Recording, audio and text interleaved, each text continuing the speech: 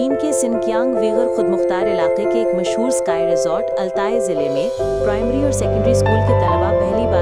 पहली बर्फबारी की तातीलात मनाने के लिए तैयार हैं। ये सब मुल्क की बर्फ और सर्दियों की मईशत को फ़रोग देने की कोशिशों के दौरान हो रहा है। तलबा मजमूई तौर पर 9 दिन की छुट्टियों से लुत्फ़अंदोज़ होंगे, जिनमें 1 से 5 दिसंबर तक 5 दिन की सरकारी छुट्टियों के साथ मुत्तसिल हफ्तावार तातीलात भी शामिल हैं। पहली बर्फबारी की तातीलात के दौरान इस ज़िले के प्राइमरी और सेकेंडरी स्कूल के तलबा अपनी शनाख्ती कार्ड के जरिए मुतअद्दिद मकामी स्काई रिजॉर्ट्स तक मुफ्त रसाई हासिल